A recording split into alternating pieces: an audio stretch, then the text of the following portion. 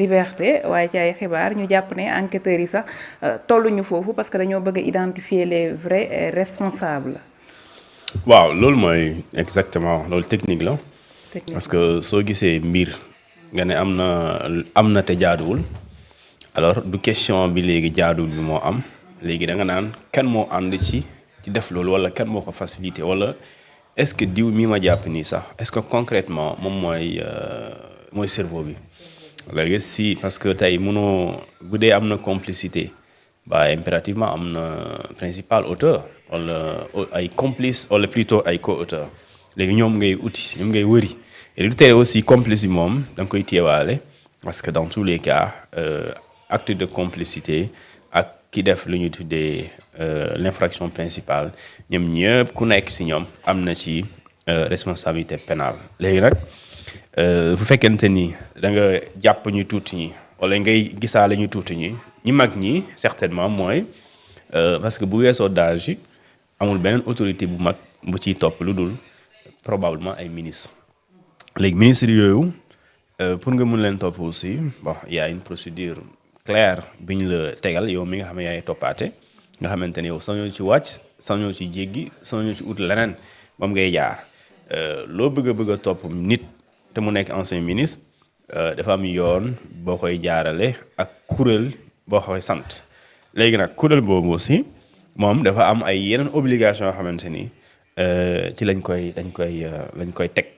léegi nag xamuñu Sénégal dañu am problème nag te loolu peut-être problème boobu du neex a régler parce que nag suñu yoonu Sénégal bii moo ne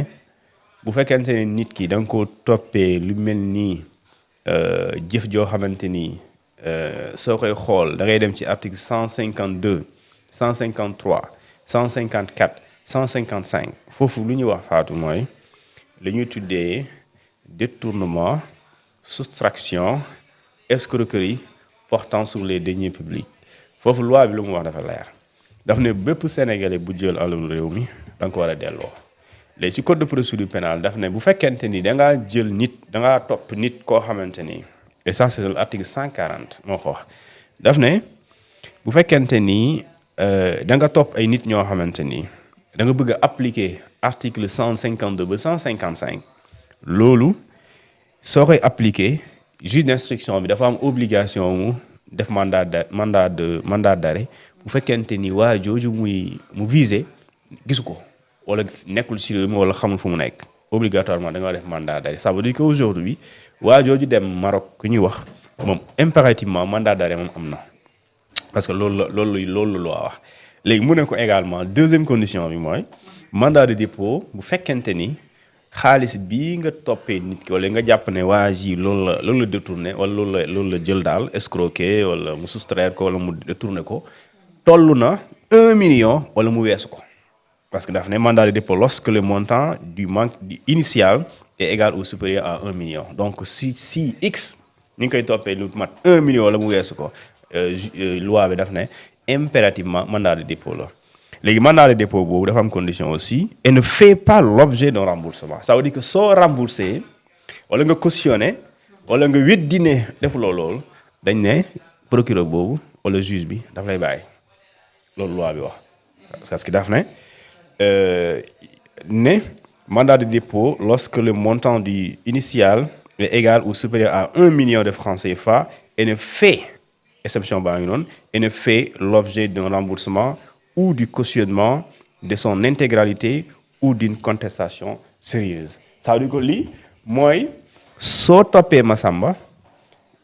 nee nañ jël na 1 million loi bi mu ngi dal ci kawam mais bu delloowee loi bi daf ne da ngay bàyyi waa ji c'est ça le problème nag ah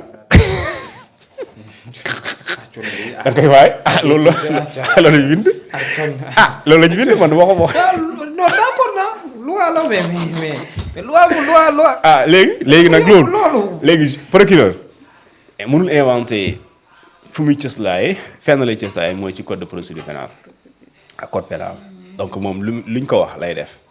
c'est parce que tey mënuñ la wax attel nit ci base charia nga bëgg ko àtte di indi sa xalaat. bon da ciy bokk par rapport ak si léegi xam naa dana bàyyi nga développé. man dama ko gëm. mooy par rapport ak moom détournement et ay fonds ak yooyu noonu moom. il est temps ñu criminaliser ko si réew mi. waaw loolu volonté politique la. les présidents peuvent le faire. rien ne l'empêche après au président Diomaye et à l'Assemblée nationale pour ne pas dire député yi ñu proposer une loi portant criminalisation du détournement des deniers publics. C'est même possible. Mais tant que defuloo ko jusque-là aujourd'hui 16 avril 2025 le délit de détournement de deniers publics c'est un délit. Et délit bi c'est encadré te li ñu ko bind mi c'est écrit sur noir sur blanc dafa léegi ñu ne la bu fekkente ne dañ la tuumaal 1 million wala lu ko weesu. ñett yi moom su amee mën nga mucc ci kaso bi. tey ñaata nit ñoo dem ñu defal sous contrôle judiciaire mais sous contrôle judiciaire soit da nga cautionné wala da nga indi contestation sérieuse wala da nga remboursé en réalité ñoo mu fi am mais par exemple bu fekkente ni remboursé woo cautionné woo weddi woo sérieusement li nga def moo tax mooy waral ñu lay yóbbu mandat de dépôt parce que foofu dañ ne obligatoirement bu fekkente ni ñett yi defu ko yow mi koy déglu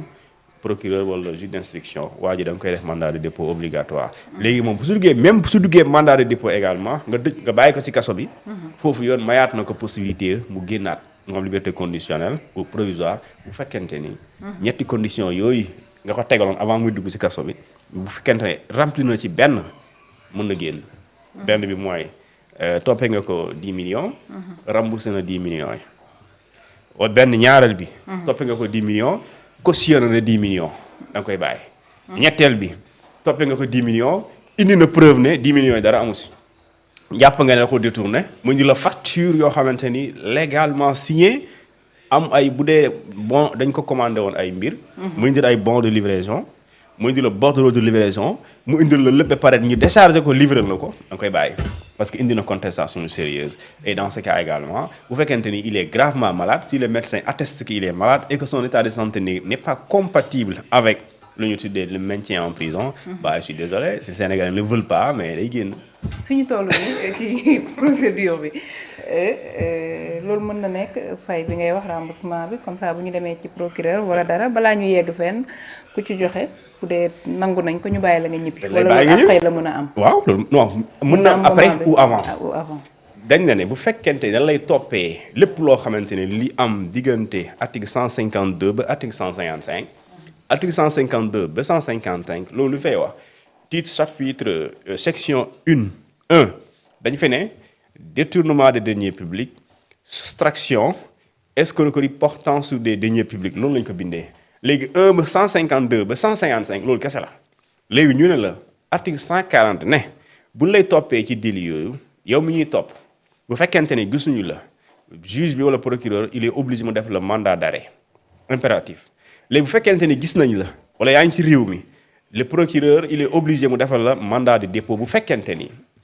indiwoo remboursement intégralité montant bi nga xamante ni moom lañ lay toppee wala cautionné intégralité montant bi lañ lay toppee wala weddiwoo sérieusement liñ lay toppee sans même nga rembourser dans ce cas boo remboursé wala nga cautionné wala nga contesté sérieusement mën la bañ a dugal ci kaso bi léegi bu fekkente ni nag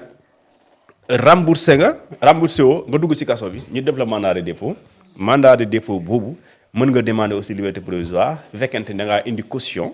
lu tolloog li ñu lay toppee wala nga rembourser lu tolloog li nga toppee wala nga weddi carrément li ñu lay waxal nii dara amu ci wax ma la simple weddi de mais avec des preuves laa bëgg a wax mu nekk lu sérieux te kenn mënu ko contester su boobaa ki lu dugal ci kaso bi juge d'instruction boobu daf lay génnee foofu soit nga am liberté provisoire ñu def le contrôle judiciaire wala quatrième condition bi nga xamante ni jotewul ak dara delloo wala cautionné wala weddi su boobaa condition boobu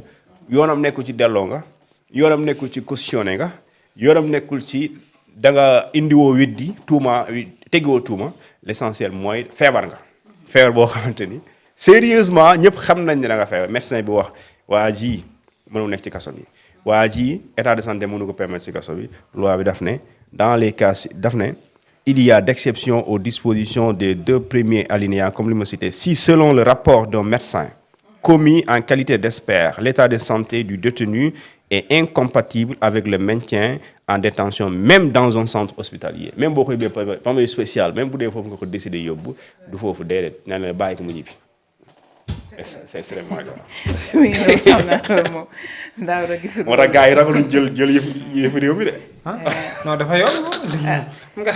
mais peut-être kon ci réforme yi. da war a bokk. da see bokk xam nga tey. li mu wax yoon la. droit la waaye. te tey da ngaa war a topp li nga xam ne moom la yoon war a wax mais da si moo tax gars yi mënoon def lu leen neex